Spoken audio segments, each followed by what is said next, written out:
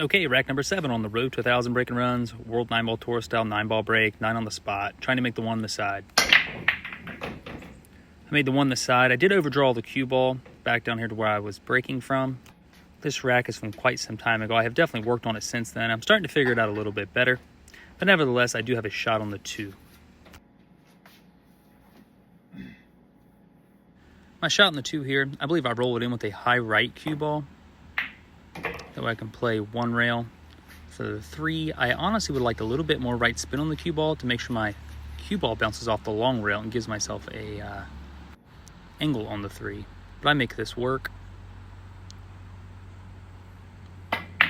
Shooting the 3 ball, I draw back just a little bit, making sure to leave myself an angle so when I pocket the 4, I can get the cue ball off the rail. It's always vital to keep the cue ball off the rail if you can.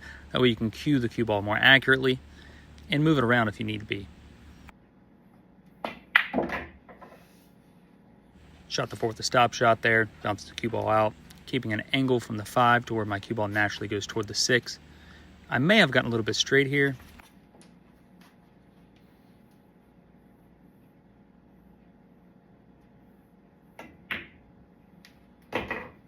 I did. I was a little bit straight on the 5, so I just rolled it in with the center high cue ball. Made sure to leave myself an angle in the 6. I definitely don't want to be straight in.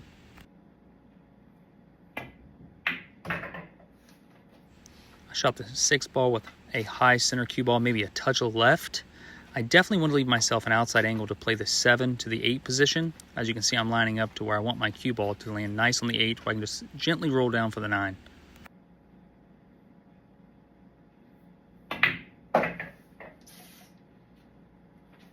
Instantly, I was disappointed because I realized I left the wrong angle on the 8. This is an error that definitely should not happen as often as it does. I'm guilty of this, and it's something I need to work on. I decided to shoot the 8 in the side, and I power my way around the table. 1, 2, 3, possibly 4 rails on the long rail to play shape on the 9. I believe I just used a high cue ball there, maybe a little bit of high right on the spin. But yes, the 9 ball sets up very nicely. Take your time to shoot it. In high stress situations, it's important to do so. And that concludes the 7th rack. I thank you all very much. Rack number 8 on the road to 1,000 break and runs, World 9-ball tour style break, 9 on the spot. Trying to make the 1 on the side.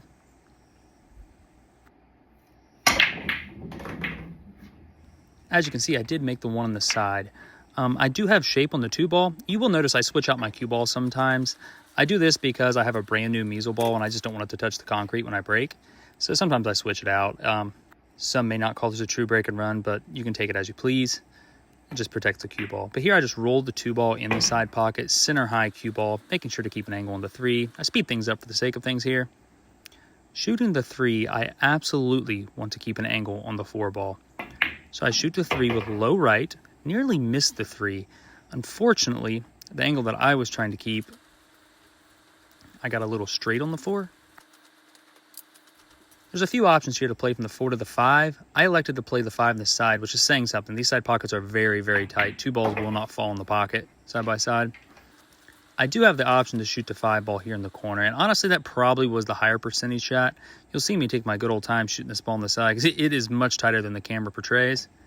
But I roll it in nice and easy, trying to keep an outside angle on the 6 so I can go from the 6 to the 7. But I end up getting perfectly straight on the 6. This is kind of a bad thing, but thankfully I can draw the cue ball back. Nice smooth stroke. Go 1 rail, 2 rails, back out for the 7.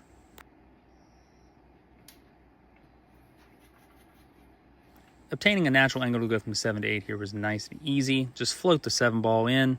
Make sure not to be straight on the 8.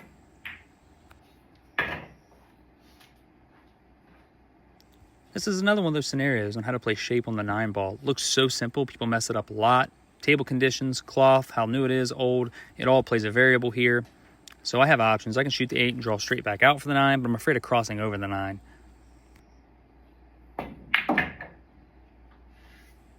I elected to use a high left cue ball and go 1, 2, 3 rails and play the short side of the 9. The short side truly isn't that short. The 9's kind of in the center of the table, so short side wasn't a terrible option here.